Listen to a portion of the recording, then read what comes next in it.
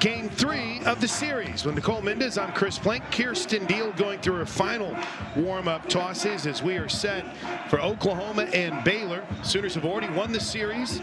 Won on Friday night in Oklahoma City, 8-1. Beat Baylor here 12-3 in a game, Nicole Mendez, that featured home runs from Jada Coleman, Alyssa Brito, Ella Parker, Riley Ludlam, and then home runs from Zeta LaValle and Emily Hott. 6 home runs in game 1, and the Sooners win in run rule fashion. What do you want to see in game 2?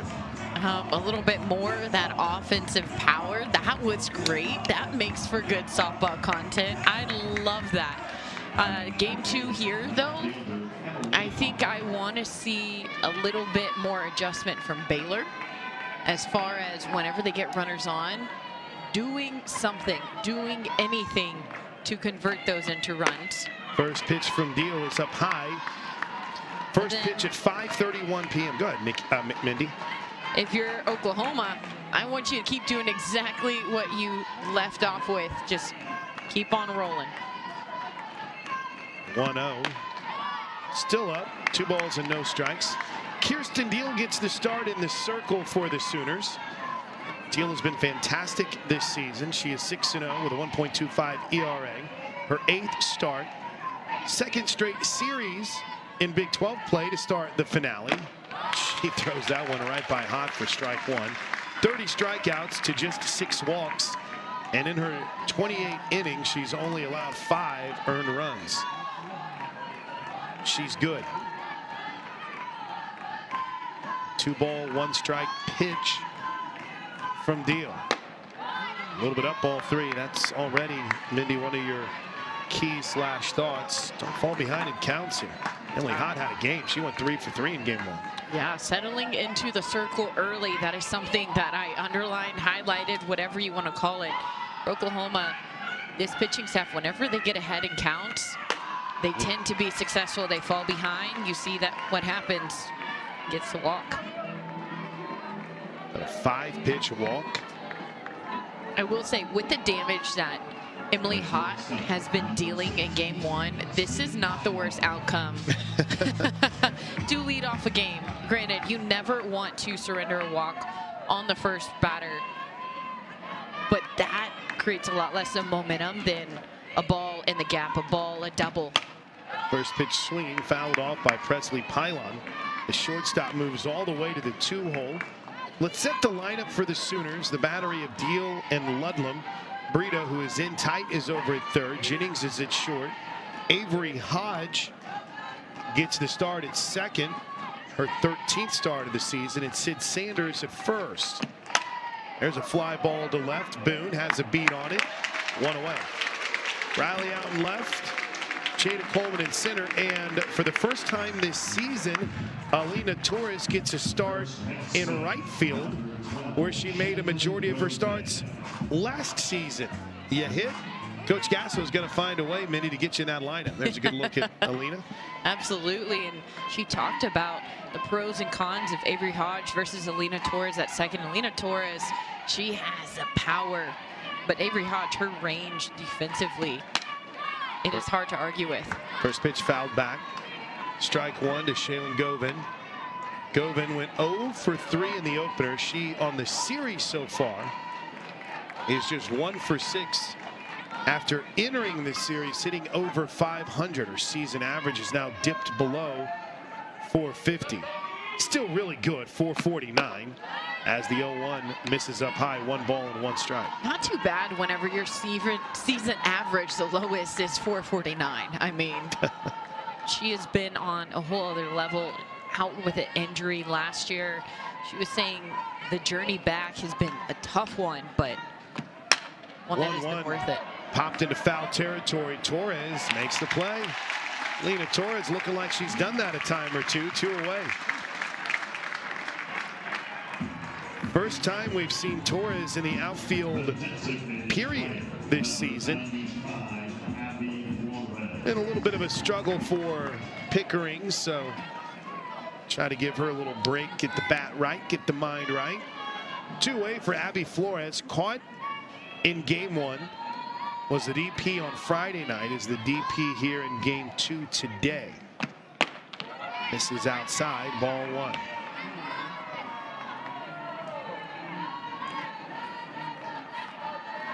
This is the tickets in the crowd for the Sunday game, which obviously hate for fans that we're going to try to get here on Sunday, as Flores lifts one to right field. Torres, how you feeling, Alina? How about that? Makes a couple of plays. I'll tell you more about the shift and the Sooner lineup when we come back. Start of the season, 7-3 overall, a 1.66 ERA, 33 strikeouts to 21 walks. I know it was inevitable the Sooners put a 7th spot on the board in the 5th. I thought she was pretty good last night, Nicole Mendez. She looked pretty good, and I think that's a testament to how far she's come as a pitcher, the kind of stuff that she has. But you and I were talking before the game. We're just going over some of the stats, and one thing that I noticed is Baylor, they score most of their runs offensively in the 1st and 3rd inning. They allow their opponents to score most of their runs in the 5th, 6th, and 7th inning. And that is where Baylor, those games that they have been competing in all game long, that's when those games get away from them. So I think going to another level, maybe it's looking for a pitching rotation. Not that Crandall was pitching bad yesterday. Like you said, she looks good. But whenever you go through a lineup multiple times, pitchers start to make adjustments. Hitters start to make adjustments. First pitch to Jada Coleman is in for a strike. Sooner lineup looks like this. Jada Coleman leads off. Tiara Jennings batting second. Look at the Sooner dugout. Brito bats third and plays third, with Ella Parker hitting cleanup here in game 2. The 0-1 fouled off.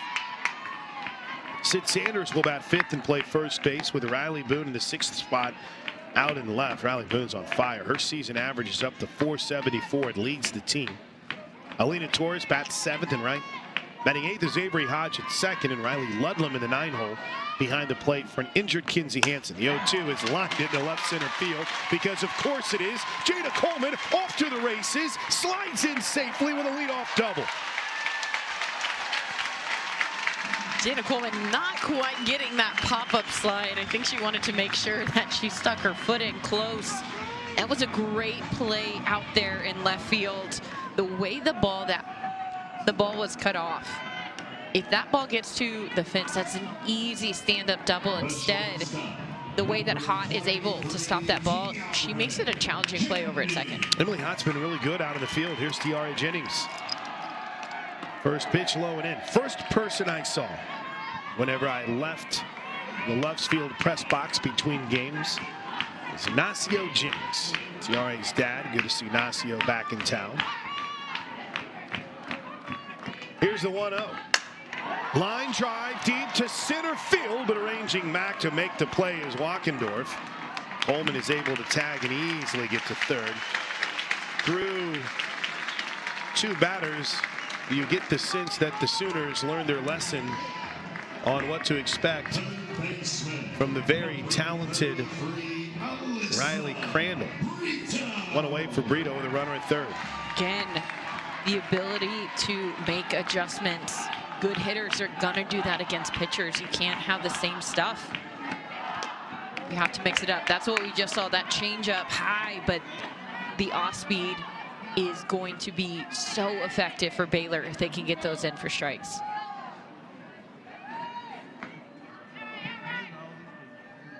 .10 pitch to Brito. .442 average for Brito on this season. She takes ball 2. Good hitters count here for Brito. Went 2 for 2 in the opener with a solo home run. Drove in 2 runs, scored 2 runs, walked twice. She takes a strike, 2-1.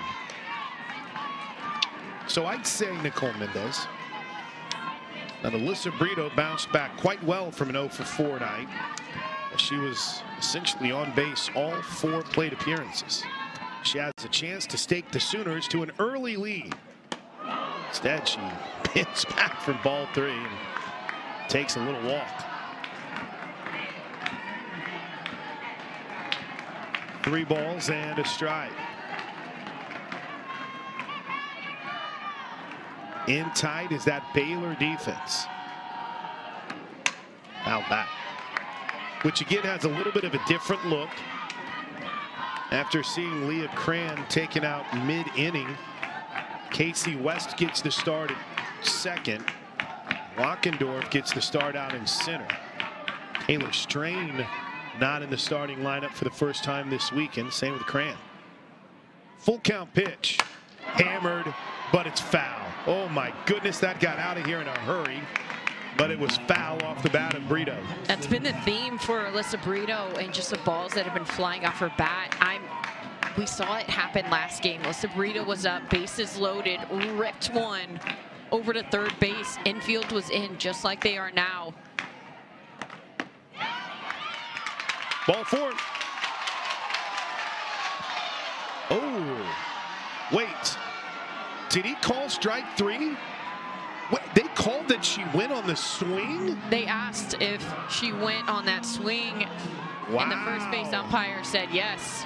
Well, you can challenge this. Heads up, just to save you the tweets and the posts. With 2 other events going on tonight, including another baseball game in the Big 12 Championships for women's gymnastics. We will not have replay during the broadcast tonight, but it doesn't matter here. Patty Gasso not challenging it. 2 away. Ella Parker does the job with 2 outs because of course she does. 1-zip Sooners on a first pitch ground ball back up the middle from the freshman Ella Parker. And I have to think about the way that Baylor set up their infield these past few batters. It's the first inning. There's a runner on third. Yes, you don't want that runner to score, but the way that Oklahoma hits the ball, it does not make sense for them to be pinched in almost as there's a force at the plate. Parker's off. The throw's not even going to be close. Add to that team lead in stolen bases, Ella Parker. She is now 11 for 12 in stolen base opportunities and leads the Sooners.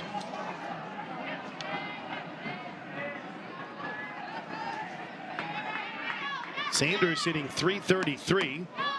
Takes ball 2 up high.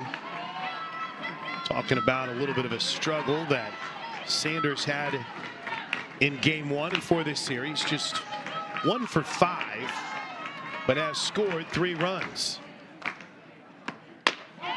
That's a strike, 2-1. Do we have any stolen bases in game 1? I'll check on the updated number for the Sooners. Emily Hott had one. That was it, yeah. Here's the 3-0. In for a... I assume it's in for a strike. He never made the call. He just kind of looked at her. 3-1.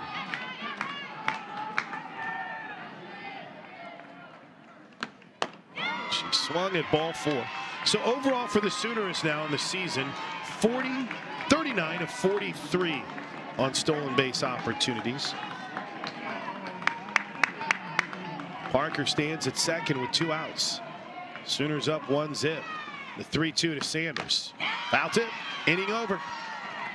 Ella Parker with a 2-out RBI single. And as we head to the second inning, Oklahoma leads Baylor 1-zip.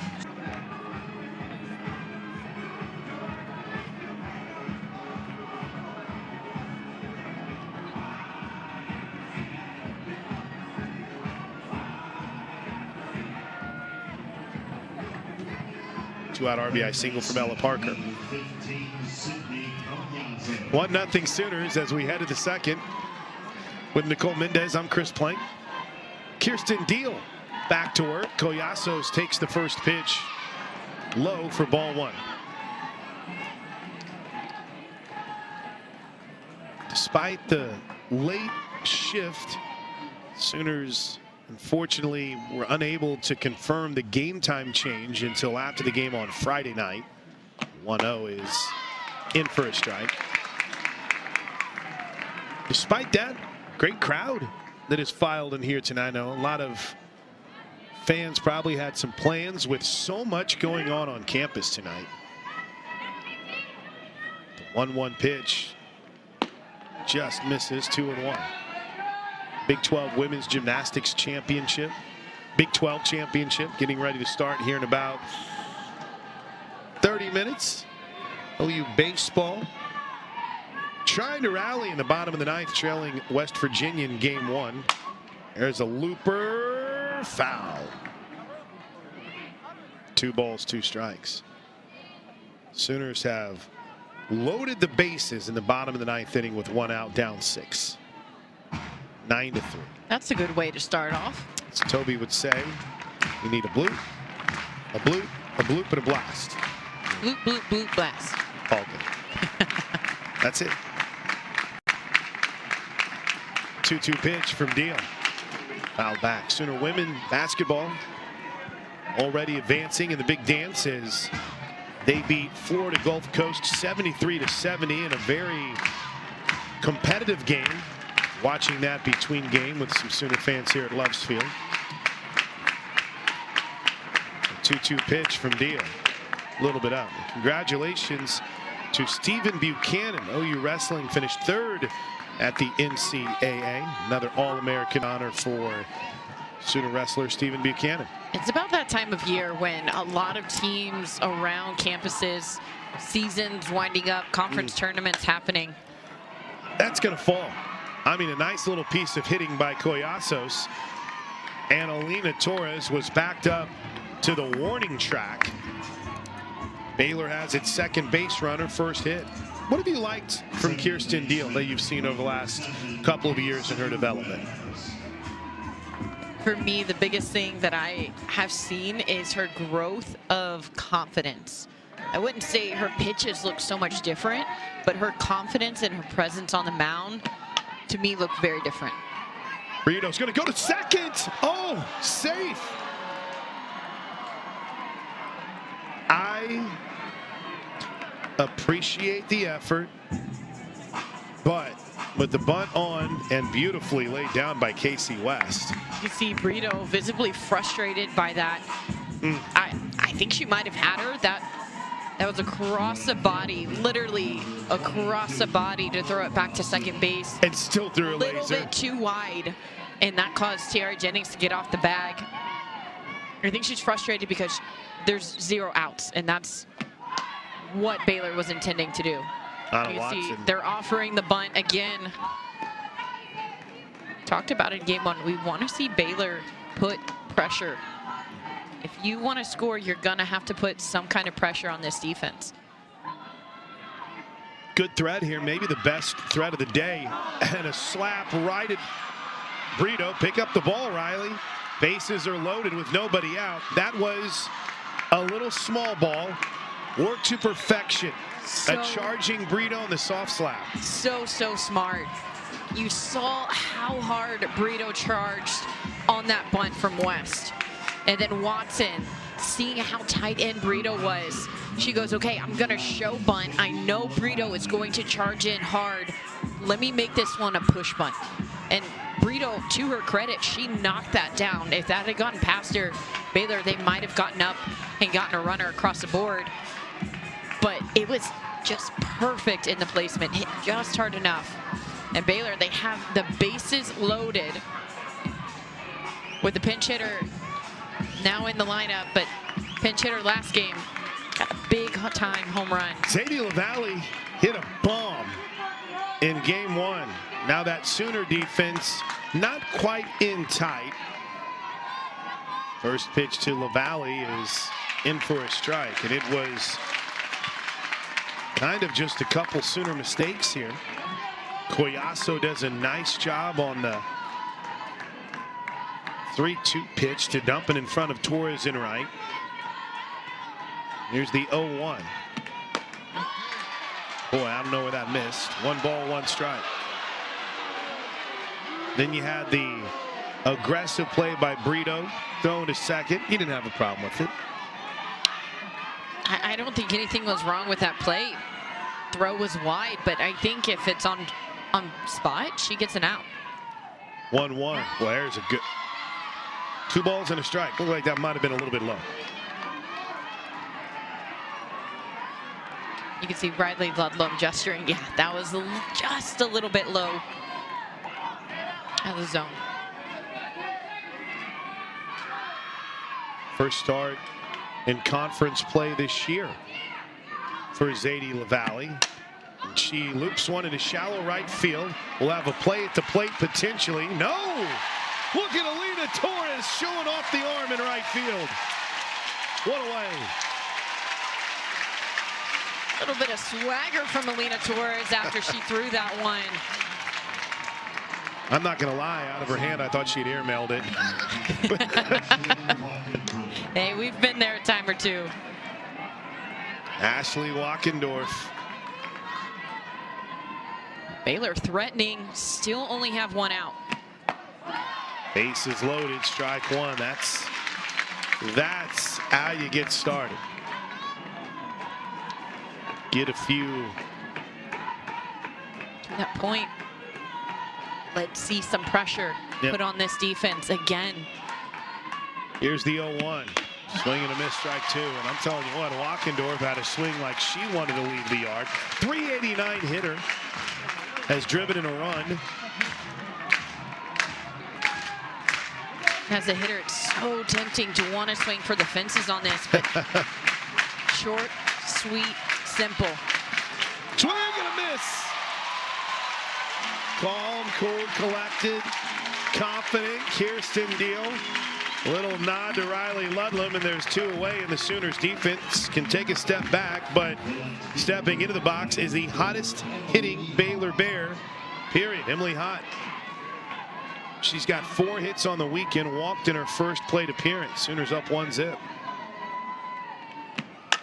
Ground ball to second. Good job by Hodge. They'll get the force, and that'll do it. Big fist pump from Sid Sanders. Seemed like a statement half inning there, Mindy. Absolutely. Baylor threatening with less than 2 outs, and they didn't score. That was big time by Kirsten Deal. That was big time by OU defense. Welcome those of you who are watching and following along game 1 of OU baseball. First pitch to Riley Boone is in for a strike. Sooners fall to West Virginia 9-5, game 2 in that doubleheader coming up in a bit. Here, Sooners took game 1 earlier, 12-3 in run rule fashion. They're up 1-0 in the bottom of the second. Boone, a little harder bunt. The throw by Collazo is right on time, and there's one away. A little bit too much oomph behind that, Mindy. Yeah, and also a little bit of a bounce to that as well. I think it makes it easier on the defender whenever that ball is bounced up. I think Riley Boone was trying to be sneaky with that bunt, but just a little late on that show. And whenever you're a lefty and you're bunting and your barrel's late through the zone, you kind of come through like a swing. First pitch is up high to Alina Torres, who is hitting the ball so well. Patty Gasso put her back in right field. Though she was 0 for 2 in the opener, hard hit outs. The 1-0. A little bit out. She hit 2 home runs here on Wednesday night against UTA, University of Texas Arlington. And then hit a grand slam last night in Oklahoma City. She had a good cut there and fouls it back too. Her reaction on that pitch, that was high, elevated, inside. That is a pitch that she likes to hit hard. You could tell as soon as she found that bag, she wished that she could get that barrel just a little bit farther out, but that was great placement by Crandall. Fouled straight back. That either got LaValle or our home plate umpire. Looks like it got Zadie. She's okay. The umpiring crew has moved around a little bit for game 2 on the day. Brian Crochet behind the plate. Garrett Knowles, who was behind the plate earlier, is over at third, and Mike Burwell is at first. 2-2. Pretty good pitch. Missed a little low and in ball 3.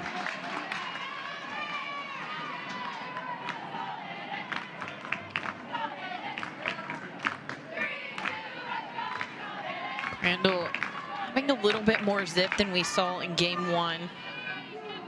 Full count pitch. Ball 4. Third base runner for the Sooners. First walk. Game 1 today.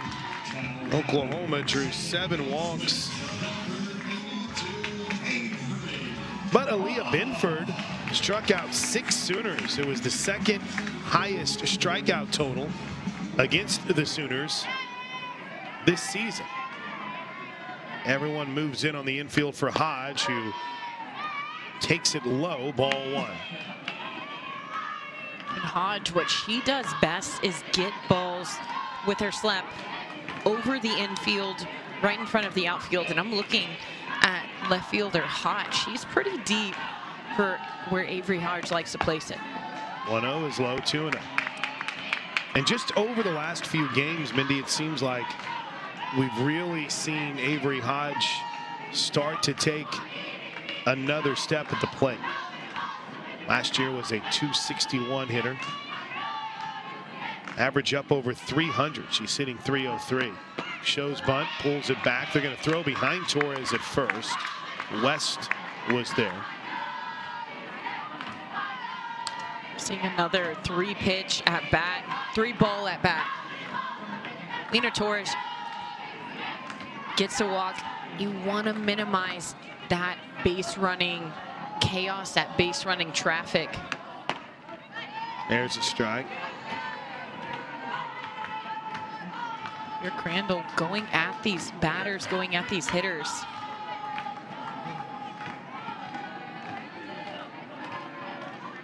Very big gap over there in the 5-6. Pylon cheated up the middle.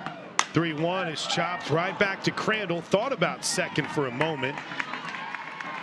2 away. Great snag by Crandall, and also great job. Her first instinct, get the lead out.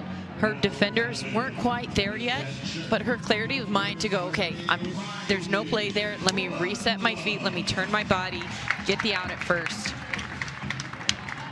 The runner at second is Torres. There's 2 away. Riley Ludlam in the 9-hole. Hit a home run last game, her 4th of the season. 1 of 4 Sooner home runs, 1 of 6 on the day between the two teams. Balls and a strike as Sooners look to open up. This game's tight early. 1 ball, 1 strike. Your Torres at second base. Mindy, what are you trying to do to help out your hitter here? Anything? Not much you can do from second base, but if you're Torres, you're looking as soon as Riley Ludlam takes a swing, reading that ball flight. It's going to be huge. As soon as she makes contact, you're running, but ball flight as in, is this getting past the infield? Am I going base to base? Am I going to charge hard and try to get an extra base, try to get another run across the board for my team? Torres at second. The 2-1 to Ludlam. Low in ball 3. That current average for Ludlam, by the way, is at .362. On this weekend for the Sooners, she's 1 for 4 with a run score, 2 runs scored, 3 runs batted in the 2 previous games. The 3-1 pitch, ball 4. That turns the lineup over. Look out. That is your goal as a 9-hole hitter. Get it back to the top. Get it to Jada Coleman. Both of the traffic on the bases right now for Oklahoma came through walks. Jada Coleman led the game off with a double. And the pitch clock was at 12. Our home plate umpire stepped down. It's like, all right, reset this. Brian Crochet. First and second, 2 away. Jada takes it low and in. What a day Jada Coleman has already had. Hit the 2-run home run. When 1 for 2, scored 3 runs in the opener. Has the only Sooner run so far, but can add to it here. It's dead ball 2. Everything else in the Big 12 is a final. And we're a little short-handed because one of the series got canceled. 3. I like this call by LaValle, calling time, going out to talk to Crandall. Both of the runners on base right now came via walk. Jada Coleman has a 3-0 count. Whenever Crandall has thrown the ball through the zone, she got a quick ground out bunt from Riley Boone, got a ground out bunt from Avery Hodge. Attacking those hitters, that is what she needs to do. And sometimes you just need your catcher to call time, go out there and say, what pitch do you want? Let's get this one strike. Let's pound the zone. Let's get through this inning.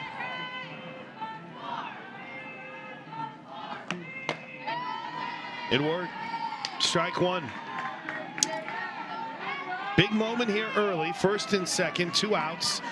Sooners looking to add to a one-zip game, a one-zip lead. Coleman waits. The pitch. Don't know if she got all of that one. Center field. Lockendorf under it. Makes a catch, inning over. Sooners threaten again. They've stranded 3 through the first 2. But as we head to the third, Oklahoma on top 1-0. It's Sooner softball on Sooner Vision on ESPN+.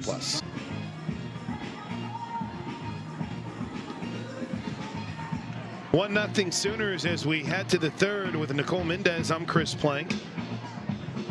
Silent first 2 innings. We were talking about that. A lot of traffic on the bases for both teams, but only 1 run scored between the 2 of them. 6 runners so far for both teams combined have been left on base.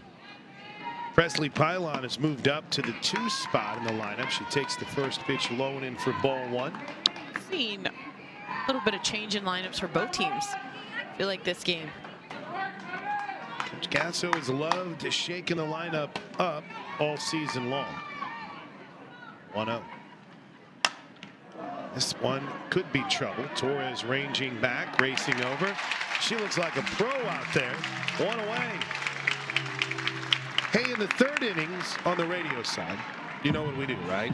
We have our third inning shout-outs. We have some shout-outs. We love to hear from where you're listening from. DJ and Destiny have the radio call for you guys tonight. They look like they're having fun over there. That's right. It's the radio booth, man. Kind of miss it. It's like I'm looking at someone else driving my car right now. Here's first pitch to go there. But let us know where you are at OU on the air. That's at OU on the air. I'm waving at somebody that I thought was waving at me. You know how embarrassing that is? It's happened a couple times. So many times. Here's the 1-0 pitch from Deal to Govan, who is 0 for 1 so far. Backdoor from Deal. It just looks like that hip is closing too quickly. That hand's not able to snap around and get that bend back over the plate that she wants. They don't want to mess around with Govan. She's the most dangerous hitter in this lineup. Deal's falling behind 3 balls and no strikes. Flied out to right.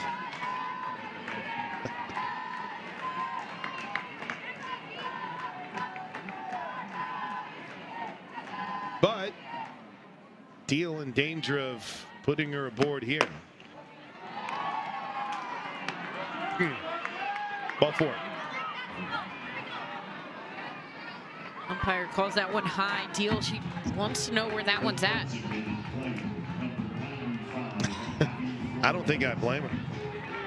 I want to know where it was.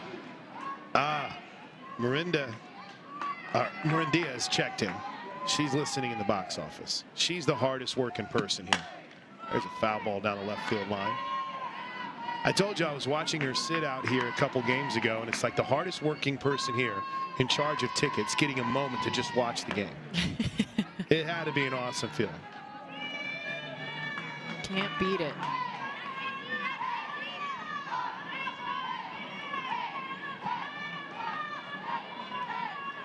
No balls and a strike. Ooh, that's a wild pitch, and off to second goes Govan.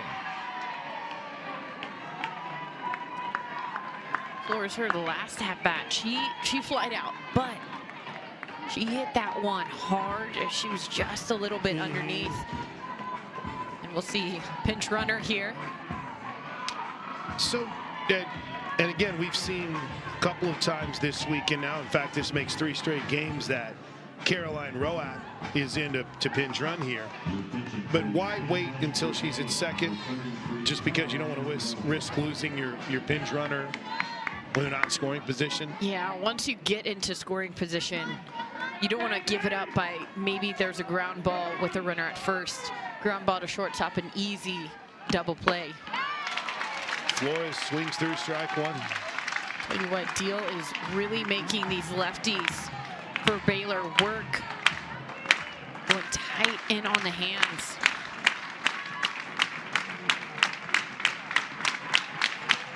A little up. 2 balls and 2 strikes.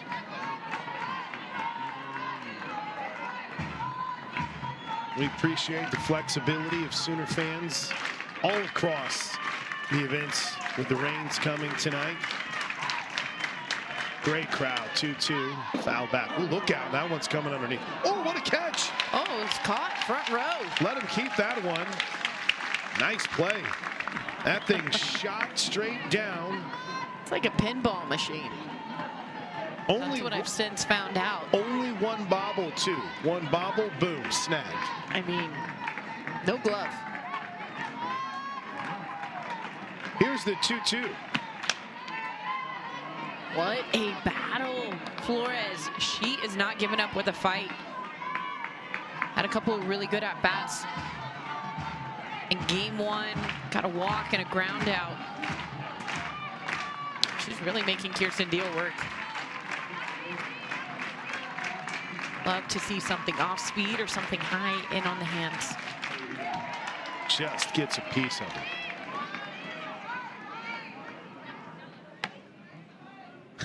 It's the energy is at a high level, everyone's into it, and all of a sudden, whenever there's that moment between pitches, we all stop and kind of recharge a moment.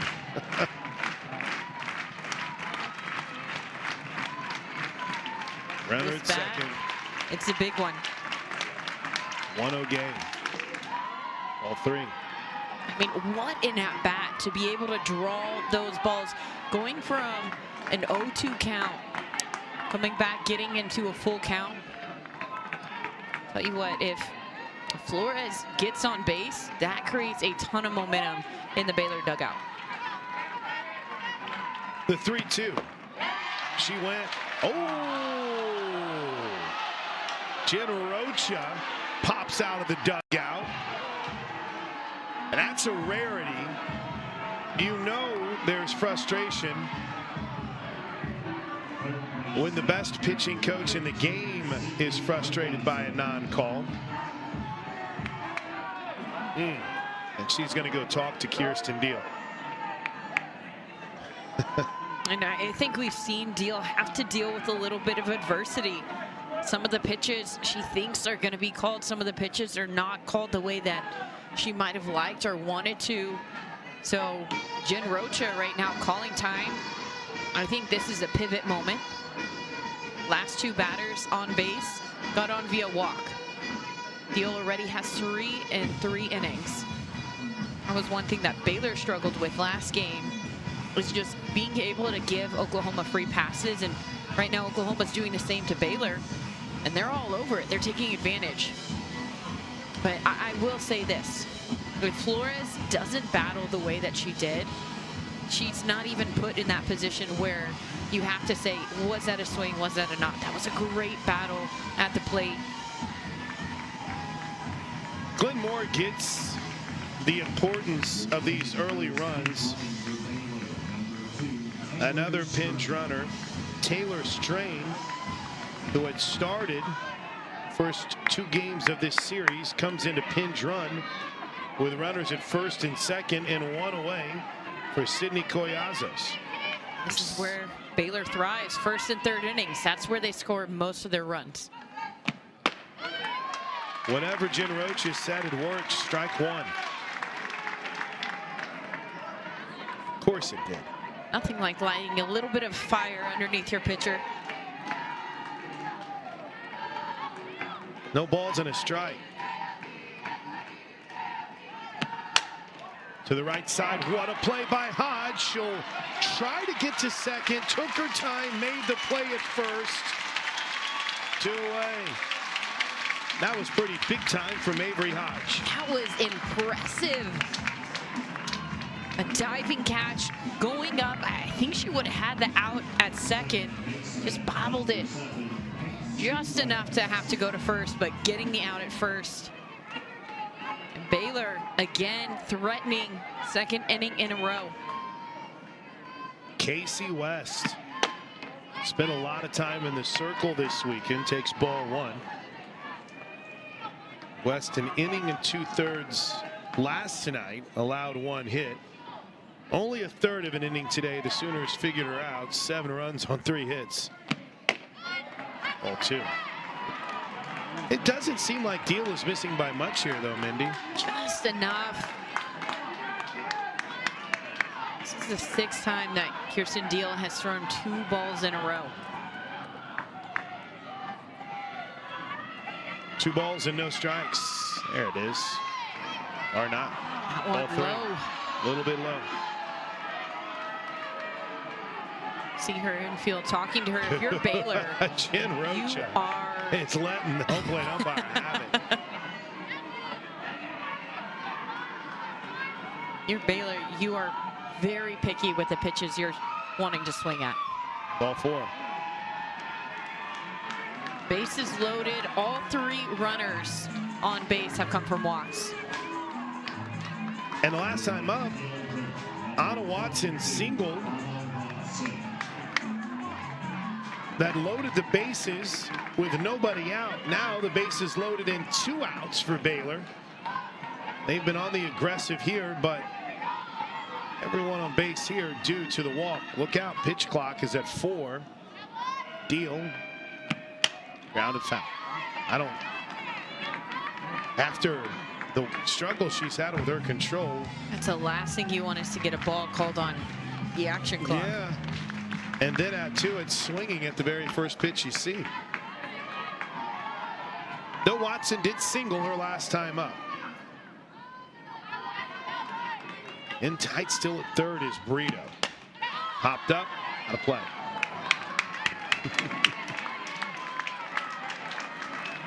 Deal, she worked out of a big time jam. Bases loaded last inning. In the same position again. Trying to get this last out. I want to see her go coast to coast. Oh, she got her! Cold strike 3 on the outside corner. Deal shows an unusual amount of emotion as she pops out of the circle. She's calm, cool, collected, and she popped out, fired up, inning over. That's 2 straight innings the Sooners have worked out of bases loaded jams. We head to the bottom of the 3rd, 1-0 Oklahoma to the 3rd. But for the 2nd time, the Bears strand the bases loaded. We had a softball head on the screen just a second ago. I was like, what is that? First pitch to Tiare Jennings is a little bit out, ball 1. Hey, whenever it looks like a beach ball, it looks like a beach ball.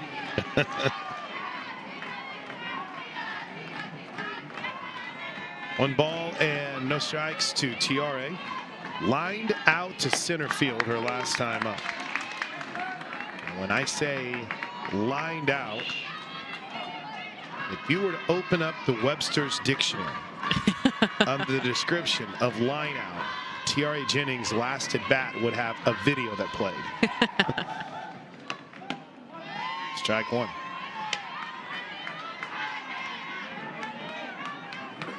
Patty Gasso, nothing but high praise for the senior. She's been so consistent. Beat Sid Romero's doubles record. She's now the all-time leader for Oklahoma. Strike 2. Got her 59th career double last night on a pitch that, well, if it was here, it would have hit off the wall and might have bounced all the way back to the infield. But it hit right next to the foul pole. 2-2. Line drive, right center field, up the alley. Get on your horse, Tiare Jennings. A stand-up double. And as she has done her whole career, Jennings stands at second with an opportunity to add to the Sooner lead. Career double number 60. Not bad. 60 has a nice ring to it. Nice and clean. Not an odd number. 60. Brito is a strikeout victim on an odd strikeout call. And she just absolutely demolishes a ball way out of here. An absolute Brito bomb. And she is fired up as she rounds the bases. And she should be. That thing was tattooed. And it's 3-0 Sooners on maybe the deepest Brito bomb of them all. Alyssa Brito has experienced frustration this game. A little bit of defense frustration with the strikeout call, her first at bat. I think it's safe to say she kind of took it out on the ball. I think that ball looked just like the softball head that we saw at the beginning of this inning. Ella Parker's had a day. She takes the first pitch low for ball 1. Sooners respond in a big way on the 2-run homer from Brito. Now Parker rips one. This one foul.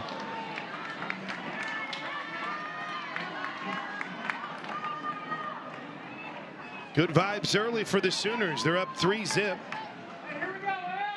And Ella Parker looking to add to what's already been a big day for her. An RBI single in the first. A grand slam in the first game that essentially walked it off. Ooh. We were talking about. Where was that strike call last half inning? Right. A little elevated, off speed.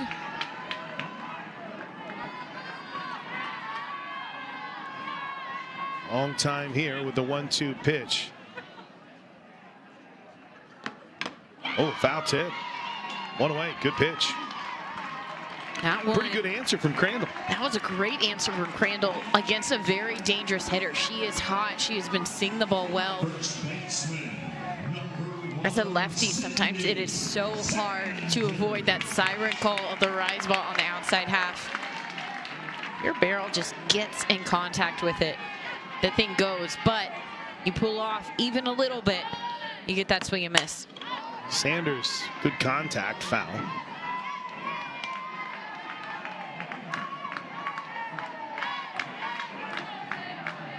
Winds have picked up just a bit. Slightly blowing out towards right.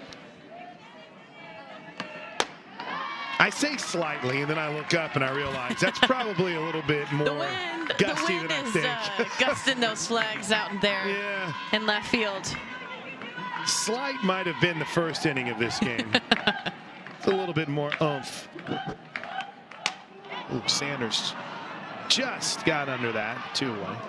A little bit more dramatic on the catch than maybe I thought for Collasos. Collasos calling off her shortstop, but kind of a unique Pylon approach, was right? just standing underneath it. I want the put out. I don't think that's what Sydney was saying. I'm playing. Here's Riley Boone. Finally retired Boone in the second on a hard bunt to third. Good cut foul. A-cack from Riley Boone. And our wind gusts are at right. Southeast winds at 12 miles an hour. So we are entering the wind advisory world. That's one of the main concerns throughout the day tomorrow. Only in Norman, Oklahoma. Oh, Boone had another big cut, strike 2. Nice pitch by Crandall. Started with that outside rise, the same one that we saw Ella Parker swing and miss at. And she brings it down, but a little bit more off the plate. Great sequence so far. 1 ball, 2 strikes.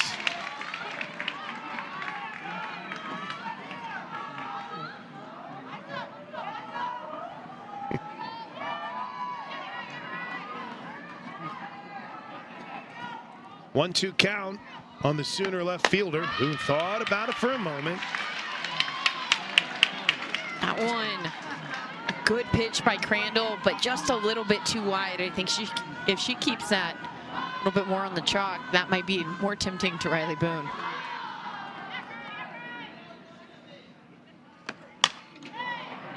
Should be a play for Collazo, who overran it, but still makes the catch and stays on her feet. Thought she might tumble there, but a good job by Sid Collazo. So Sooners add 2, and that's it. We head to the 4th. Oklahoma on top of Baylor, 3-zip. Now she's obviously upset because the emotions of it being her final home series against Baylor, but also, Mindy, unable to play, which is heartbreaking. You went through this during your final season when we went down to Houston, and unfortunately you were unable to go play, but made up for it with a national championship walk-off. Not bad. Let's hope she gets one of those. First pitch swinging. Zadie LaValle pops it into left field. Riley Boone is, and there's one away. Just a word to, and by the way, appreciate all the shout outs. We're going to get to them coming up throughout the broadcast. But I talked to Kinsey between games. She is in great spirits. She's ready. I mean, she wants to play badly, as you can imagine. Fought to be a captain, has had a great start to the season. Johnny Bench Award winner. But they're going to be very careful. It's going to count on Kinsey. Have to dial it back a little bit because you know how badly she wants to get out there and play. And I think that comes with experience. Right. She's battled injuries before. She has come back before. But it's just knowing where you're at. Sneaky bunt right there. Rolls foul. She but will. Back to Kinzie Hansen. Whenever you're a senior and you're injured, it brings a lot of emotion. You're already feeling a lot of emotion your senior year, but to have the stability and the clarity in your mind to be able to wash that out and focus on the present, focus on your teammates, focus on something other than yourself, that's really difficult to do. I think Kinzie Hansen, just from what you've said, from what we've seen, from what the coaches and players have said about her, she does that so well. And the most important thing is, do you want to be playing now or do you want to be playing postseason? 2 balls and 2 strikes to Ashlyn Walkendorf. Great family. Her dad, Jason, her mom, Nicole. Her brother, Cole, is coming here to play baseball for Oklahoma. Unless he ends up getting drafted. My man's having him quite a summer. Here's stud, Cole. Grandpa's the best. The 2-2 pitch popped up. Who's got it? Alina Torres says, I do. 2 away. Lineup turns over to Emily Hott. Alina Torres has been a vacuum over there. So do you want to, did we do this game the other day? Are you ready? Oh, we didn't do this game the other day. I'm ready. All right, the 2019 Oklahoma Sooner signing class. Okay. No help on Twitter either. Oh. 2-8 for Emily Hott, who, by the way, has been on absolute fire. I need to think on this one. Okay, I don't even know when 2019 was. So they were freshmen in 2019. This would be, well, they signed in 2019, so their first season. 2020. Right, would have been 2020. The entire class, or? Well, do you know how many people were in the class? Oh, Hott got a hold of one. Deep to left, Boone racing back. Oh, it's gone! Emily Hott have a weekend. Another home run, this time an oppo shot. And it's 3-1 Sooners. In a big celebration from the Bears at home plate. Emily Hott, man, she has been on a tear. She takes this curveball from Deal. Left over the plate just too much, especially with a hitter like Hott. Wow. She says, please and thank you. Hey, let's get one run. We'll catch back up on the 2019 signing, 2019 class, 2020 freshman here in a bit. How about the weekend for Emily Hott? First pitch, a little bit up, ball 1. And by the way, we should add, Baylor's going to get healthy. Dariana Orm's going to be back. And when they get healthy, they're going to be a problem. As the season progresses for them, they have learned so many tough lessons already. There's trouble into left field. No, what you have, Riley Boone! Full extension dive for Riley Boone, and that'll do it for Baylor. Wow. Are you kidding me out there, Booney? I don't know what was more impressive, the catch or how she just tossed it and just jogged in like it was nothing. Riley Boone. Mindy, that's what she does. We got to see her in the last game out in right field make a great snag up against the wall. This one, diving catch. Oklahoma defense is on point. We head to the bottom of the fourth inning. It's 3-1 Sooners. Thanks to our buddy Doug Hamilton, who's been tuning in with us all day in Hockley, Texas. Larissa and Eric Holquin at the Gulf of Mexico. How about that? Alina Torres, adios! A bomb into Gasso's garden in center field. Stay hot, Alina.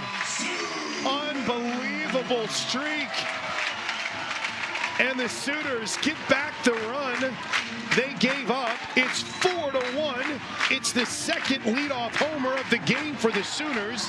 Brito, was it the fourth inning? Brito led off the third inning in the first game with a home run. Torres leads off the fourth here in game 2 with one. Nothing is more suffocating. First pitch, first swing, just demolished. Little slap by Hodge, and Torres gives a wave to the crowd. I mean, wow. Lena had walked her first time up. We talked about how she has been on a tear. She has been so confident in the box recently. Oh, one misses high, 1-1. So if we add to our stats, Thomas had sent us early. And I'm not good at math. There's a soft slap to third. Collasos just in time. Fale Steele never pushes for a replay. I was thinking the same thing. She was pushing for a replay. Can they? Am I allowed to tell them? Oh, that's right. We don't have review. Go Van. Fale very confidently jumped up. And had made the motion of the runner leaving the bag. Or excuse me, fielder leaving the bag. Govan over at first. I thought the same thing. But when Coach Gasso said, "Do you want to challenge it?" It was one of those moments where I can't even. It was like, oh my gosh, do I want to challenge this? Well, I don't. I think she had to double think about that. Yeah. Coach Gasso, she's not going to call for the review, but I immediately saw that same thing. Govan, whenever she went, and I'm sure you guys are probably going to rewind at some point. Yeah. But whenever she went to go touch that bag, she touched it, but I think her foot came off before her glove got in there. Now, I didn't see a replay, so I can't say for sure, but. And before anyone yells, Fale was pretty confident. She's pretty confident, and then that confidence waned pretty quick, so that concerns me just a bit. I will say, I think there was really good communication, and you've noticed that as Ludlam foul tips that one. To where the umpires, I do think if they have any question whatsoever, a coach can try to talk any of the umpires into calling for the review without having to use a challenge herself. The 1-1 misses outside, 2-1. But I think Fale asked our first base umpire, Mike Burwell, and he seemed fairly confident. And then when Coach was thinking about the review, I think she tried to talk our home plate umpire into maybe looking at it, but no need to challenge. Swing and a miss to the 1-1. Ludlam walked her last time up. So Alina Torres now has 5 home runs over the last 9 games. Talk about a streak. Boy, Ludlam just having a tough at bat here. 2 away. That one just a surrender for Riley Ludlam. See Jada Coleman talking to her, saying, "Hey, what'd you see?" And Ludlam just throws her hands up as in, I don't know, in confusion. And I think a lot of times hitters find themselves like that. But being able to call time, even if it's just to talk to Coach Gasso and be like, hey, I just needed a second. because you don't want to be giving up at bats. Right. Especially whenever you had the momentum of Torres in that massive home run, and then you get 2 quick outs. Kind of been the story here of this second game for the Sooners, unable to really pile up much momentum as the 1-0 pitch misses outside. 2 balls and no strikes. Chayda doubled and scored the first run of the game, a leadoff double, and then flied out to center in the second. Good juice in the Sooners dugout.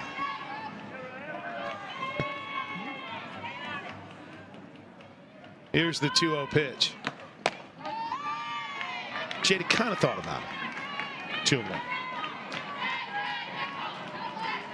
The way that she has been seeing the ball, if she's not 100% committed, you haven't seen her waving at pitches like we saw 2 or 3 weeks ago. She's a little bit more disciplined in her approach, even willing to get, just as we just saw, 2 strikes. You really sense the confidence meter is high for Coleman right now. Not that it would be, could be, or should be ever low. It's going to be close play at first. The throw got it. Inning over, but the Sooners strike back after giving up a run on an Emily Hott home run in the top of the fourth, and answer back on an Alina Torres bomb in the bottom half. We head to the 5th. Oklahoma 4, Baylor 1.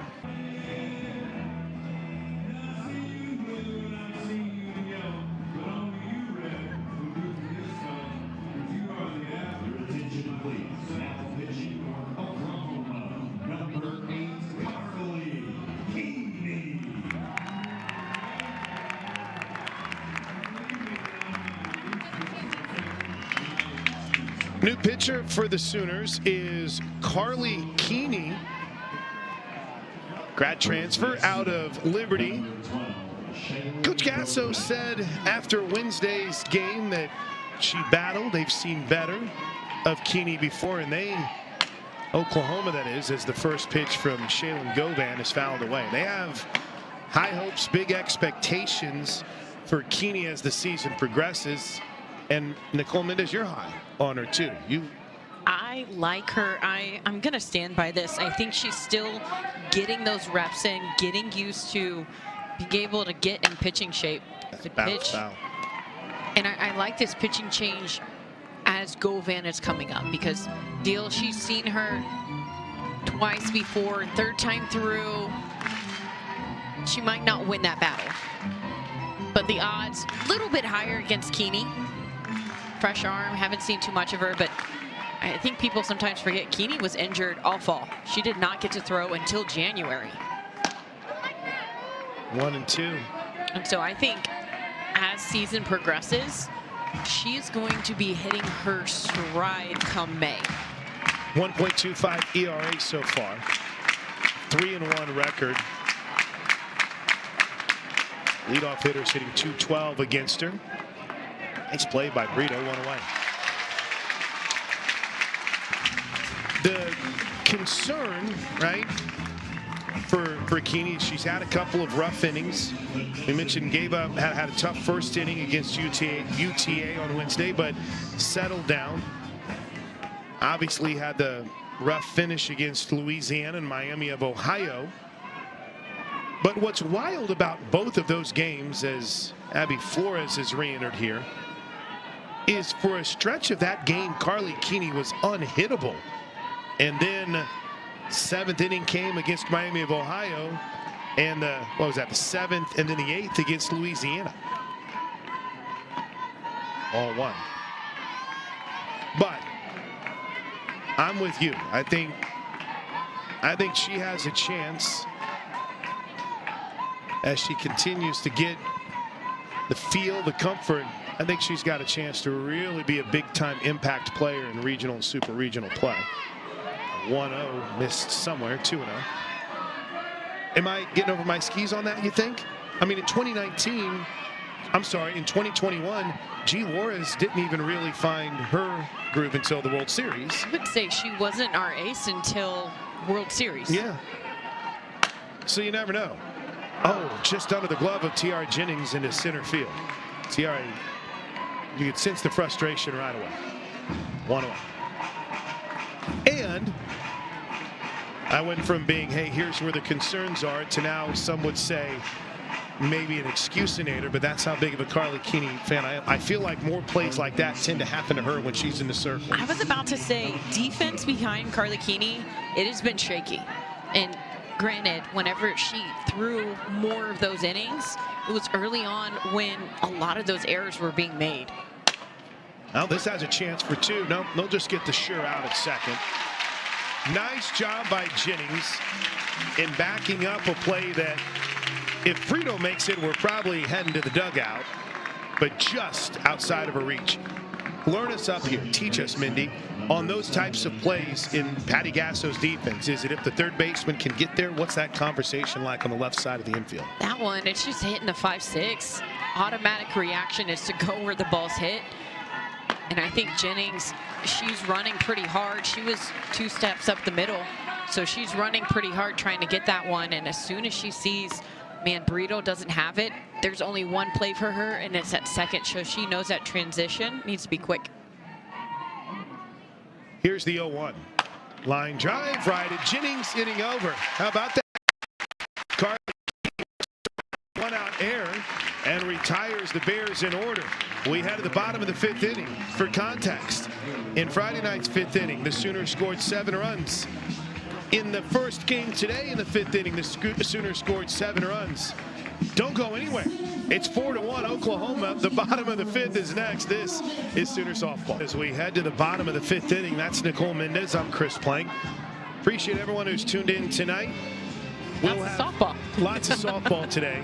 We'll have an extended post-game show on the Sooner Radio Network, so join us through the Varsity Network app or on our local affiliate franchise. TRA's first pitch is up high, ball 1.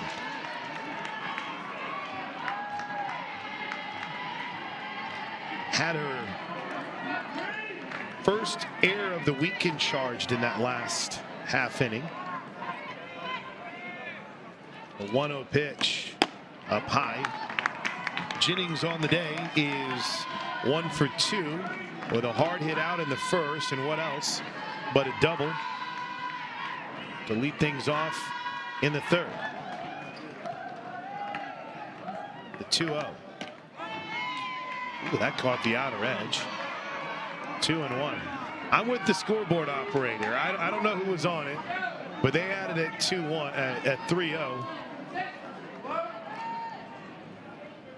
Frustrated fans with the strike zone tonight. Jennings pops this one up a mile high behind home plate. Ooh, look out. Did she catch that? I think it literally landed in her lap. Hey, still called making a play. There you can see them. There they are. She's happy she got the ball, and that's all that matters. So is everyone around her. Happy it landed in her lap and not theirs. She made the play. 2 balls and 2 strikes. The pitch to Tiare. Reaches and pokes a foul. I think my favorite thing about an in-stadium experience is whenever you have a ball that lands close to you like that, is the reenactment or the questions, everyone around you. So, oh, I thought I had that. The other person's like, I'm glad you made that play. Or debriefing down in, what is that, the 2nd row? Here's the 2-2 to Tiare. Comes up in, ball 3.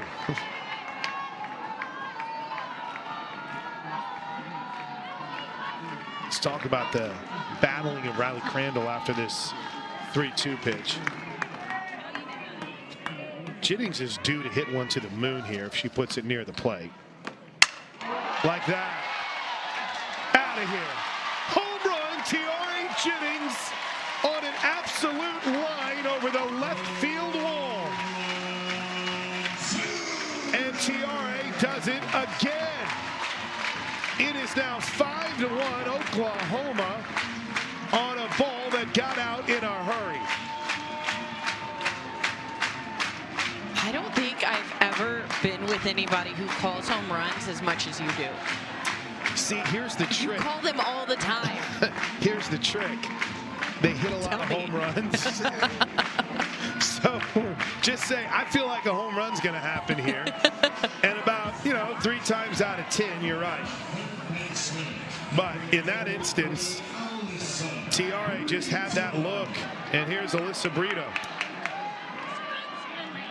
Brito hit one that got out of here in a hurry her last time up, and boy, Collazos has been so good at third. One away.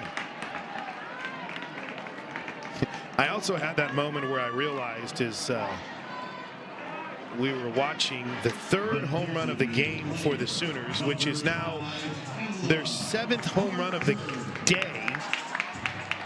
A 2-run homer from Brito, a homer from Torres, a homer from Jennings.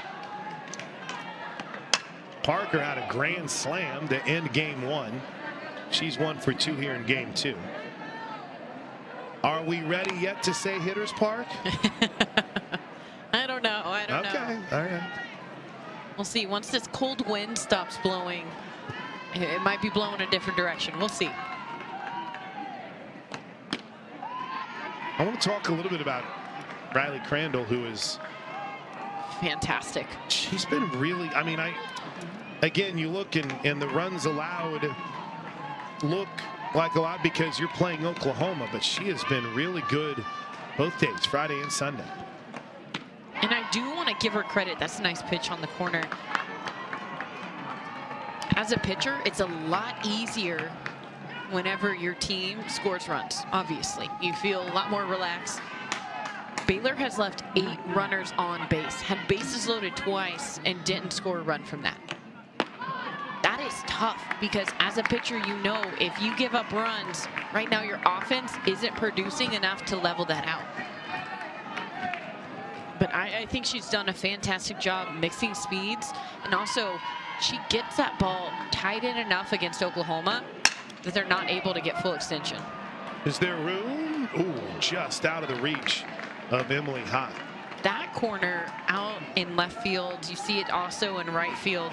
I feel like that corner is just going to be such a tricky corner for a lot of teams that will come in to play at this park.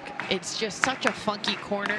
You're sprinting in as an outfielder, trying to find the wall. The wall's kind of angled, moving away from you. There's a big pole just jutting out.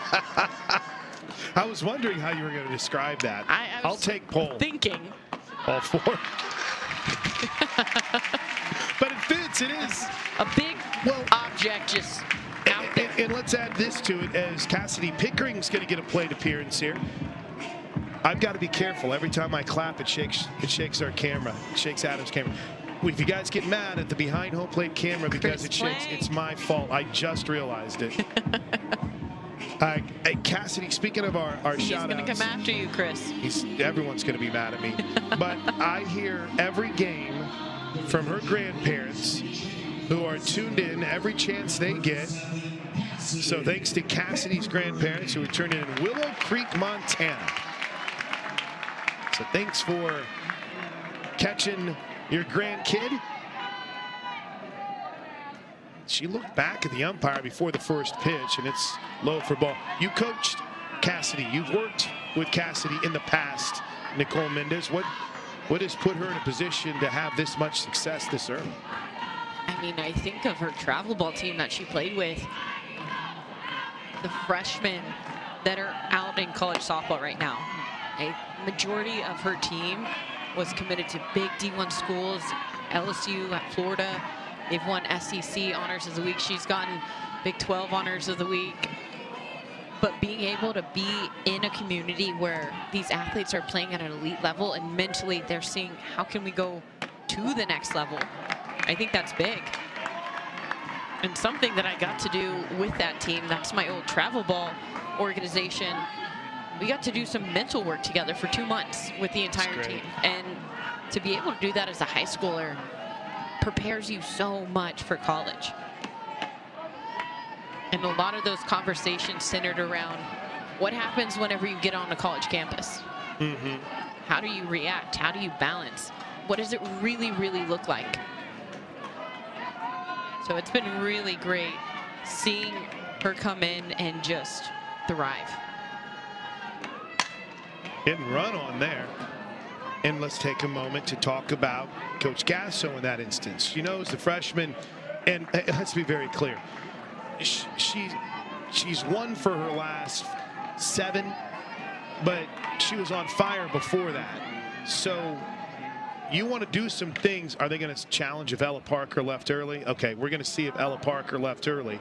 This has become a popular challenge by coaches across college softball, especially whenever, Jada got caught a couple weeks ago leaving early. Parker's got a smile on her face. She said, I didn't leave early. All right, so this is the moment whenever Fale hands off the thing, you can kind of tell if it's, okay, no conversation there. Pickering has a take on this too. But this has become a popular challenge on leaving base early. I don't know how great their view is going to be on it. Again, they have our broadcast cameras. There's not yet extra field cameras. There will be a ton of them when we're all said and done here, which could be good or bad as far as reviews are concerned. Did you see her leave early? To be honest, I didn't catch it.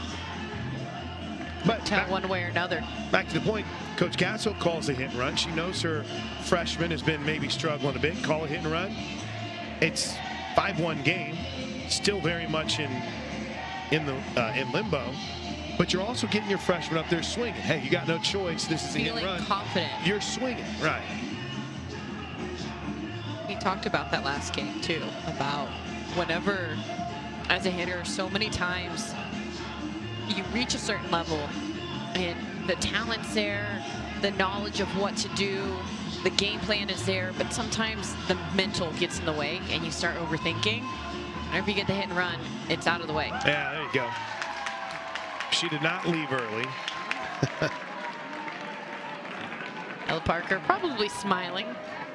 I was talking to Katie Self, who's down at Central Arkansas. That's my version of name dropping.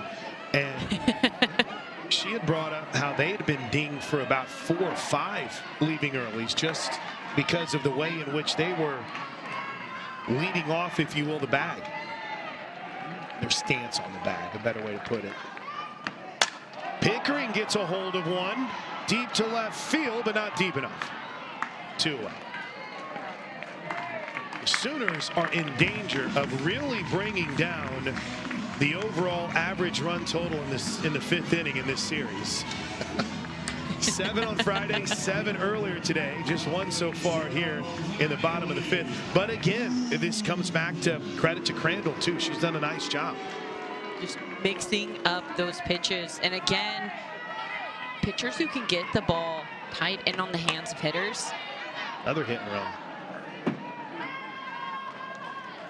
Ella Parker, she has the lead in stolen bases for her team.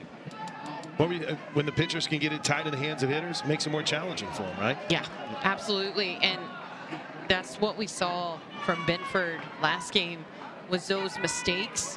Those were the ones that were hit hard. Oh, Boone wore it. Home plate umpire, I think, said she had thrown.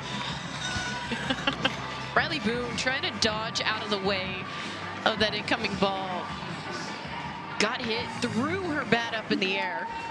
I think just because it hurt.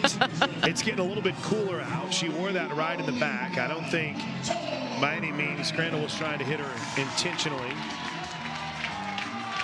Well, hold off on thinking the average run total might drop. Elena Torres homered her last time up and takes the first pitch high for ball 1. What a statement over the last 2 weeks this young woman has made. Has absolutely, as my dad would say, been knocking the cover off the ball. A 1-0. This is out to him. Sooners haven't put anyone in the on-deck circle yet, and that's where Avery Hodge would be hitting. I think we'll see Kenzie Hansen, actually. What? No way. Kenzie Hansen looked at Coach Gasso, shrugged, smiled a little bit. Someone's getting in trouble. Kenzie Hansen's been dinged up. Well, now everyone wants to see really extend this inning. Ooh, swing and a rise, 2-2. Did you see that as she was walking out? Did you catch that developing down there with Hansen getting in the on-deck circle? Oh, yeah. Okay. Coach Gasso was shocked.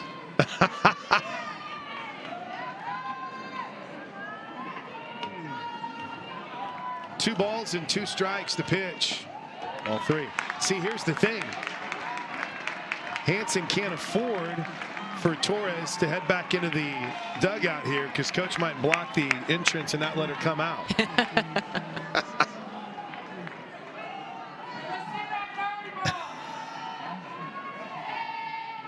The 3-2 pitch to Torres. Hard hit ball into center field. It's a base hit. Patty Gasso waves home Ella Parker. She slides in safely.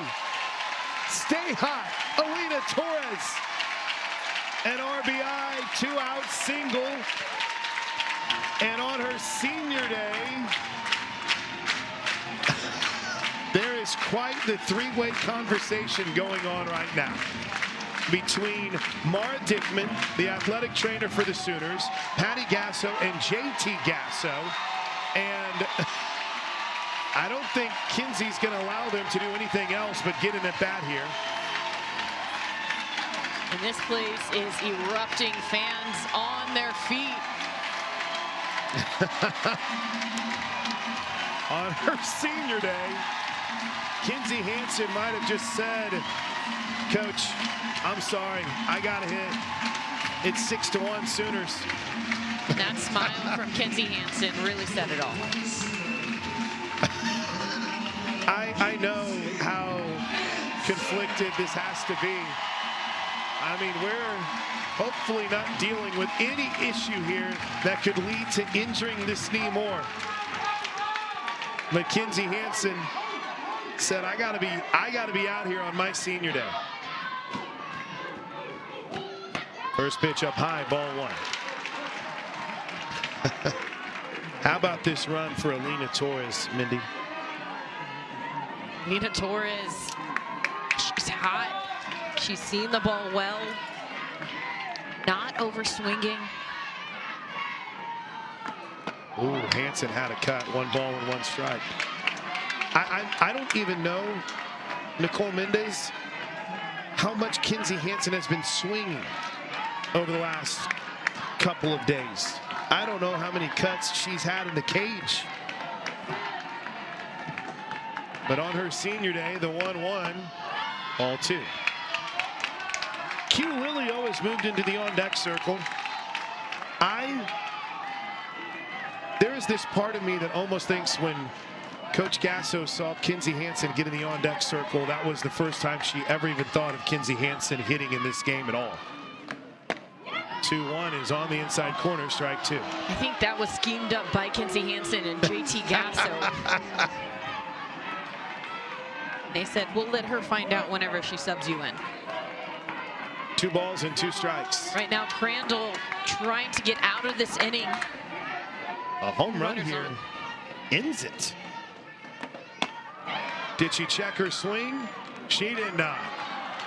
Patty Gasso can breathe a sigh of relief as Kinsey Hansen walks back to the dugout. But frustration in leaving 2 aboard. Cool moment. Cool inning. Sooners lead is 5. We head to the 6th. Oklahoma 6, Baylor 1.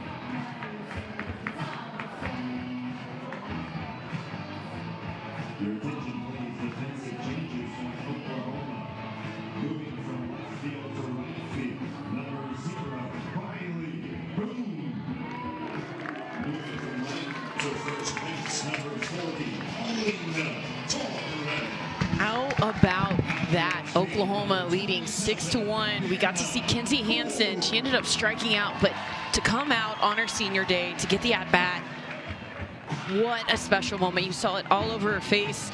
And then Crandall clutching up big, leaving 2 runners stranded to get her team back into the dugout.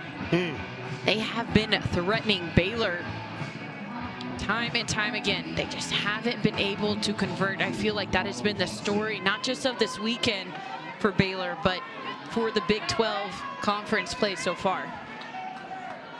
Back to work for Carly Keeney. Anna Watson, first pitch, a little bit out, ball 1.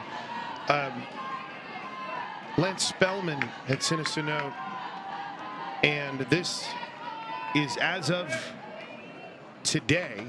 Oklahoma had a 10-game streak of 5 or more runs in an inning going into tonight's game. There's the 1-0 pitch in for a strike, 1-1. I'd say that's pretty good. It's pretty good. But streak in jeopardy here tonight. In fact, if they have a 3-run inning next inning, it's ball game if Carly Keeney can hold Baylor here. I think the coolest thing, though, is looking at this scoreboard. Oklahoma scoring 1 in the first, none in the second, 2 in the third, 1 in the fourth, and 2 in the fifth. They have been consistent. And for them, that is what they have been searching for so far this season. Nice play, staying down on it. A little kind of double clutch from Hodge, but there's one away. We have a whole new look to this Sooner infield. Alina Torres has now moved to first with Avery Hodge at second, Jennings at short, Brito at third. The battery remains the Keeney, the senior Keeney, and Riley Ludlam. Hannah Core's now in left, Jada Coleman's in center, and Riley Boone is shifted over to right. There's a good look at Tiare Jennings.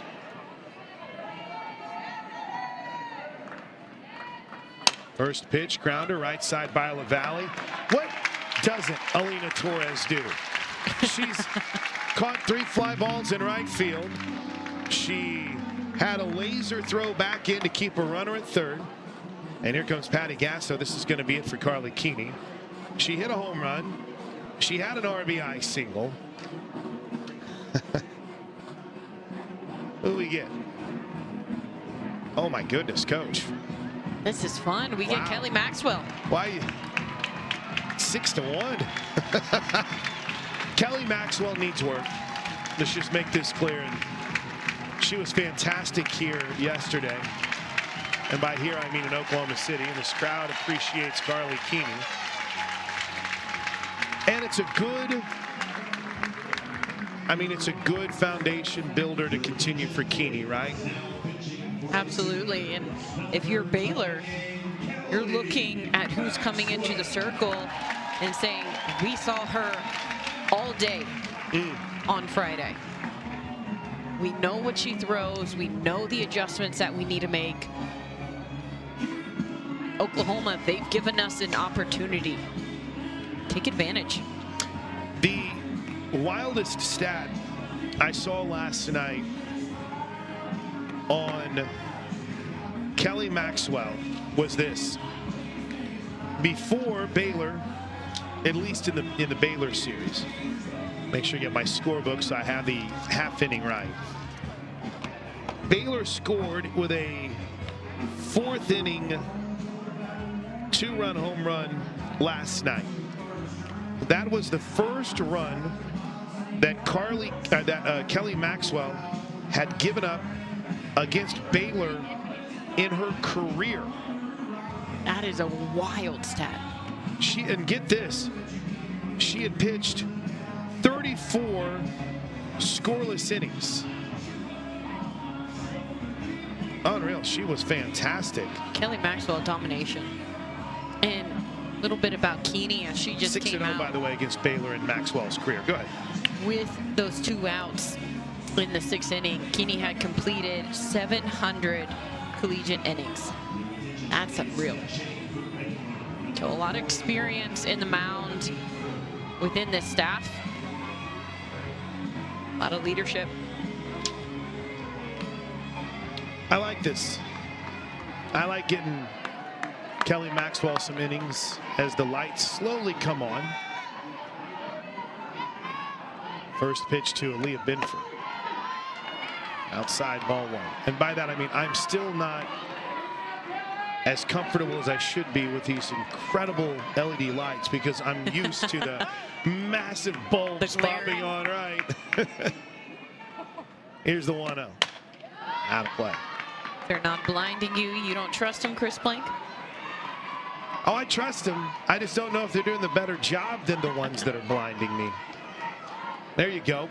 Look at this crew tonight. We might not have replays during our second game, Mindy, but they've been all over it. Talk about vocal cues right there. Base hit. Aaliyah Binford gets it past a diving Alyssa Brito. Just plays perfectly in that 5-6. I'll say this. This game is 6-1. By no means is it over. I like that Aaliyah Binford gets the hit on the third game, this quote-unquote Sunday game here on a Saturday night. I don't want to see her getting hot against the Sooners because it's coming this year for Binford. It is. She's going to get hot. She's under 200, excuse me, with her average, and she's going to get pinch run from here. I don't know if she's 100%, but it's just going to be a matter of time before things start clicking for her. So from a Sooners perspective, I'm sure everyone in the Crimson and Cream is happy if that base hit starts something, if it's after they leave here in a 3-game sweep. But again, game's a long way from over. If there's one thing we've learned about this Baylor Bear team, they've got some spunk, and Emily Hott is a main reason why. She homered her last time out. And with a runner at first and 2 outs, the pitch. Right on that inside corner. That was filthy. Kelly Maxwell going tight. In on Hot, almost looked like he was going to graze her thighs before it broke back over the plate. No balls and a strike. Ooh, hit her.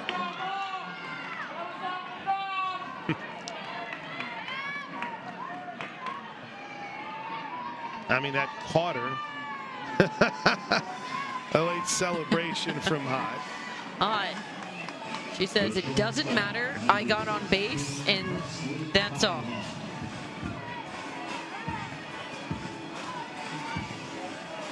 Two away. Presley Pylon.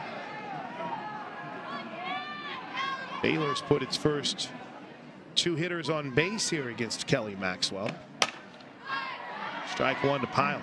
Again, there's familiarity there. Got to see her pretty much all game on Friday.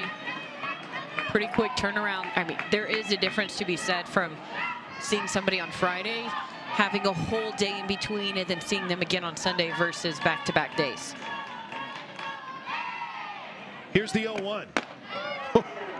That inside edge can be a dangerous place to live when the opposing teams hug that inside line of the batter's box. But Kelly Maxwell rode it pretty close to the zone there. Called a ball. 1-1. Maxwell jumps ahead of ball and 2 strikes. The best thing about her is she'll go right back where she came from. Doesn't care, just attacks the zone.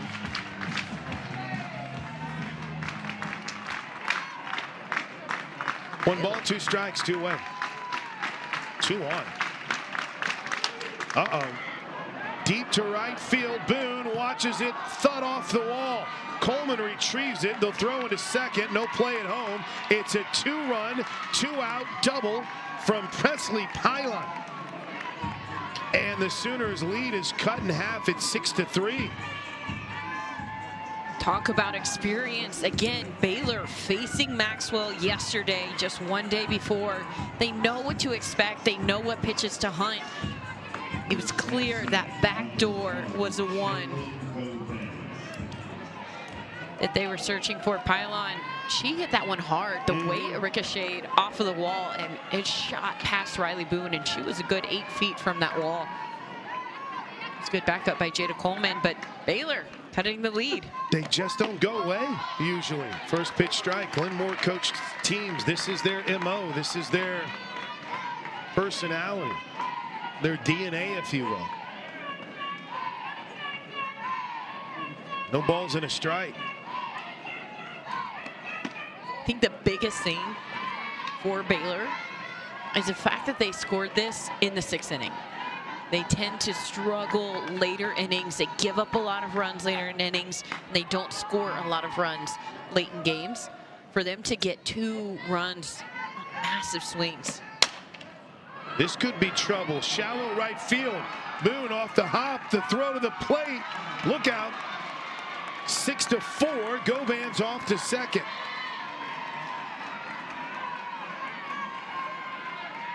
Right there, Oklahoma looking scattered. I think that's the only thing that I can think of right there.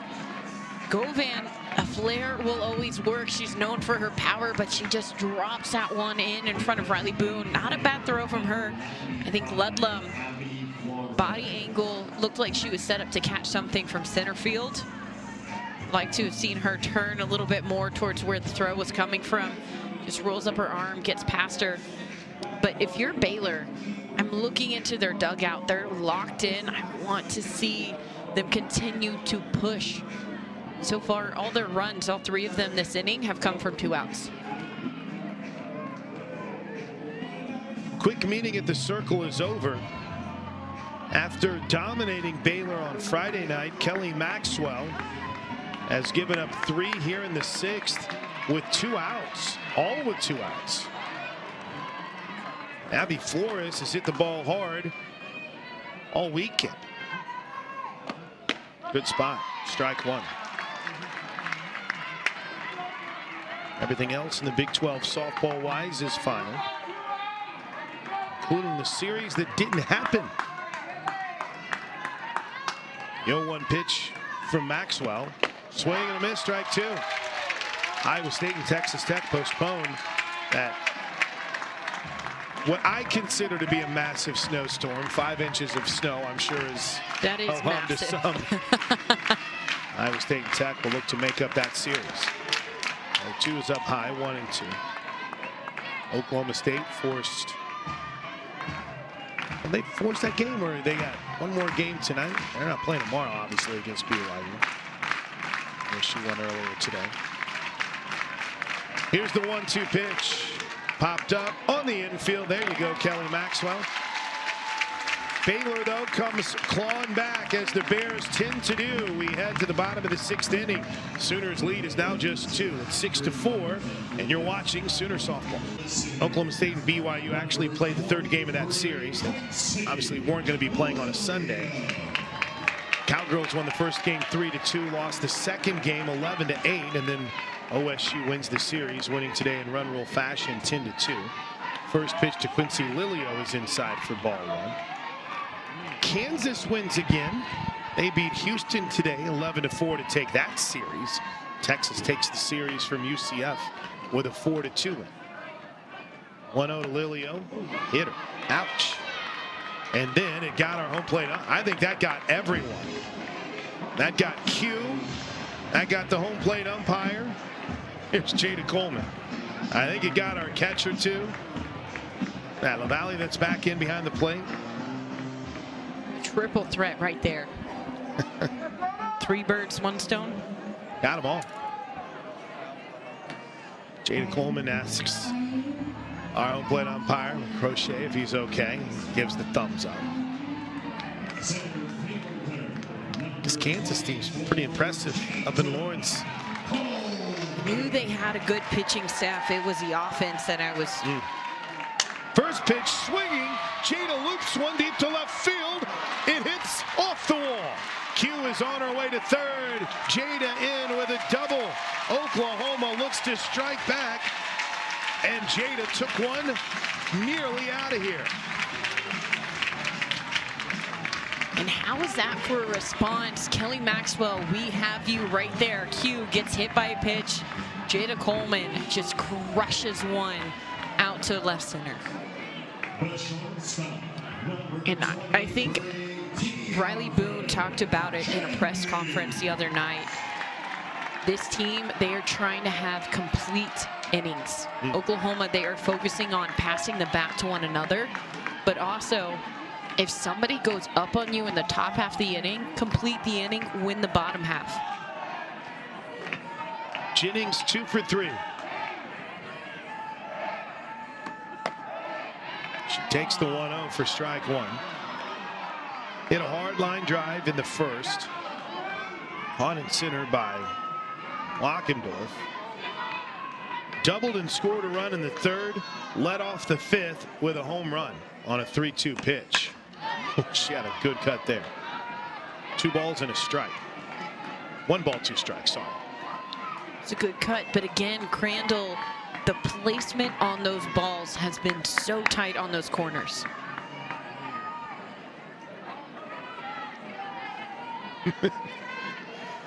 Been a tough night for our scoreboard crew. Here's the 1-2 to TRA. That sounded so pure off the bat. It's a pop-up on the infield. One away. West makes the play. Here's Alyssa Brito.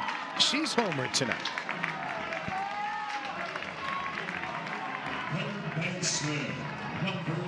You ready for that 2019 recruiting class yet? 10? 9. Very 9. good. That's close. There's Brito. She was a year later at Oregon before she transferred here. The first pitch is a strike. Oklahomans included Kinsey Kelso, who is now at Grand Canyon. Macy McAdoo, who retired from softball. Was good to see her here opening night. Mackenzie Donahue, who retired from softball after she battled injuries. Brito fouls this one back. Olivia Raines, who we just saw last week at Lubbock and Texas Tech, or at Texas Tech and Lubbock. Rayleigh Pogue might have been the fastest player on the team from what I've been told. Might have been. She would give Hannah Core big time run for her money. Probably still good today. Riley Boone. That's low. 6 of the 9 from Oklahoma. The non-Oklahomans, well, Kinsey Hansen, Alicia Flores, who's playing this year at Boise State, and Alana Thiede. Here's the 1-2 pitch to Brito. Look out, foul. Oh, I added one. There was only 8. Sorry. Did I say 9? You did. I said 10. I added 2. But there were 9. Oh, because Kelso wasn't considered. It's listed as an 8-person class. Kelso had come in at semester. Semester early. That's right. You got to play with Sid Romero, Kim Clifton. Hopped up, shallow right field. Could be trouble at Falls. Kira Lilio scores on the bloop single from Alyssa Brito. Oklahoma gets one back. It's 7-4. Not always the hardest hit ball, is it? I will tell you, I want to see Watson leave her feet for that. I think she catches it. You can see the last 4 steps. She's slowing down. She's stutter stepping. She looks like she's decelerating. You catch that. You leave your feet for that ball. You commit to that ball 100%. You get your team a big timeout. You hold a run. And it was that last little minute hesitation. Just like a quick thought about it too much, right? Just a quick thought about it too much. I think Watson, her intention was more so, don't let it get past me. Don't let another run score instead of ball first. Alyssa Brito, now a team leading 33 runs batted in on the season. But I think against an offense like Oklahoma, you got to leave your feet for that one. Maya Bland is off to second. She's the pinch runner that checked in, and she'll steal the bag. Is an absolute cannon of a throw from LaValle down to third behind Jada. Second and third, one away. Core waits on deck. What a night. What a day for Ella Parker. The 1-0. Ooh, that caught the outer edge. 1 ball, 1 strike. RBI single to score the first run of the game in the first. Walked, scored a run in the 5th. She came home on the RBI single from Alina Torres. 1-1 is up high, 2-1. Season average for Ella Parker now, 442. And with runners in scoring position this year, she's batting .516. This is who you want up, clutch, consistent. Bounce to the right side. Coleman's coming home. All right, she'll get in a pickle. Parker will head to second. She's still in the baseline. She's going to get back to the bag. She's going to get back to the bag. Now they're chasing Bland. Now Bland's in a rundown between second and third, and they're going to tag her. That's what happens whenever you're too fast at second and third. But that was a great job by Jada Coleman holding up. The way that she moved back and forth a couple of times really made Baylor defense work. Parker, by the way, did reach, but was unable to turn the corner and get to second. Parker, she was trying to be a trail runner for a minute. It looked like Maya Bland was going to make it all the way back to second. Who really has the lead in a moment like that? Is it the lead? Is it anybody? Because you saw Bland trying to tell Jada, go, go, go. I think Bland was trying to sacrifice herself for the run. First pitch to Hannah Core, ripped foul.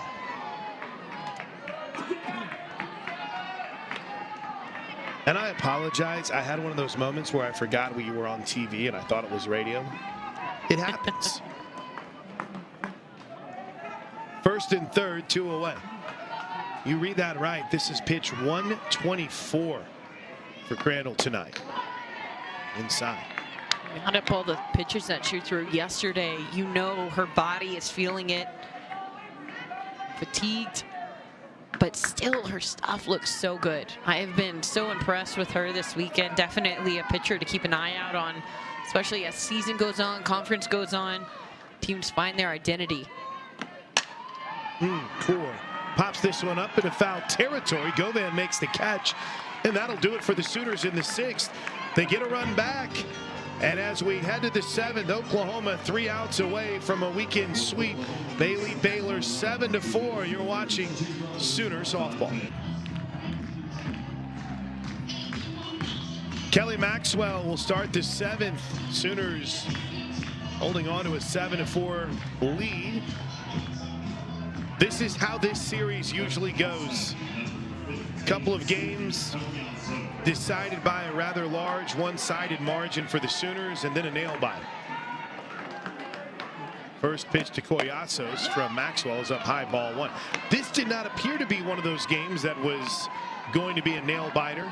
It was 6-1 in the top of the 6th. Baylor scored 3 runs off Kelly Maxwell.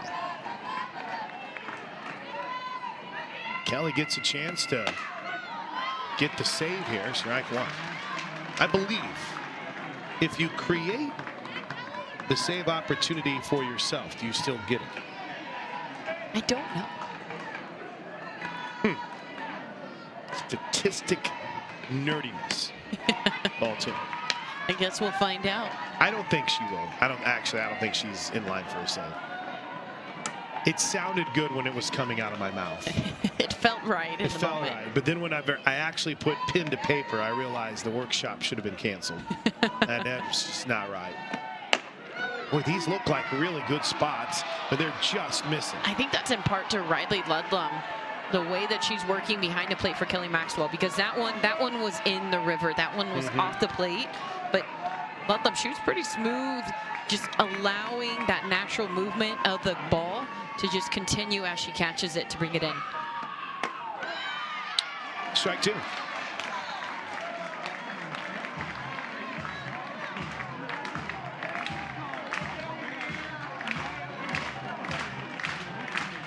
Those who have stuck around have been rewarded today. It's some fun softball. Ground ball to short. Smooth. 1 away.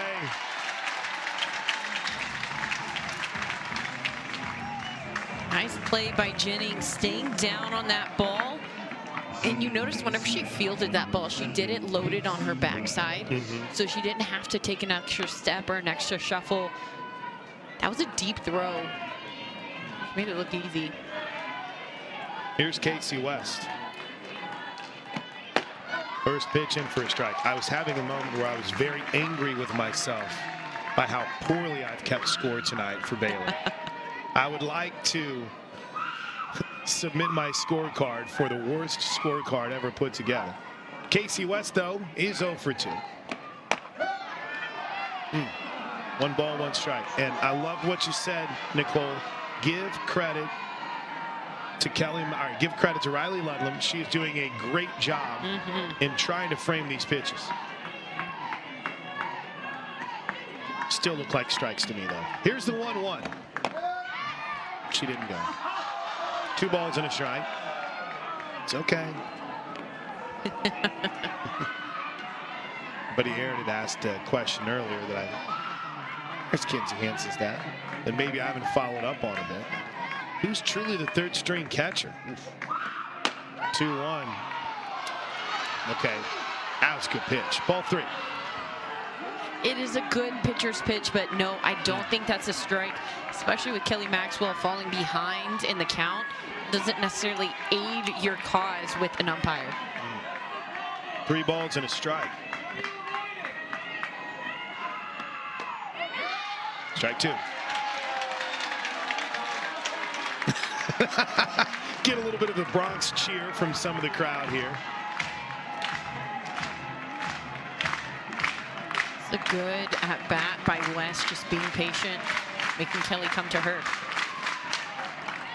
Casey West stays alive. Casey West did a pretty good job against the Sooners last night in the circle. And then this afternoon, Oklahoma lit her up for 7 runs in a third of an inning. The 3-2. This could be trouble. No, not with Elena Torres over there. 2 away. Sooners are 1 out away. Have a day, Elena Torres. She played second. She played right. She has played first. Gotten some home runs. She has really shown tonight for Oklahoma. Just proven herself over the last several games. I'm somebody who's dependable. I'm somebody who you want in the lineup and on defense. Anna Watson, 1 for 3 on the evening, singled in the second, was part of that bases loaded, no out situation that Baylor had in the second. She had that push bunt. Yes, she did. Third string catcher, by the way, is Elena Torres. 1-0 is in for a strike, 1-1. And Alina caught during travel ball. But as she told us post-game on the field Wednesday night, a little different world when you're catching Kelly Maxwell.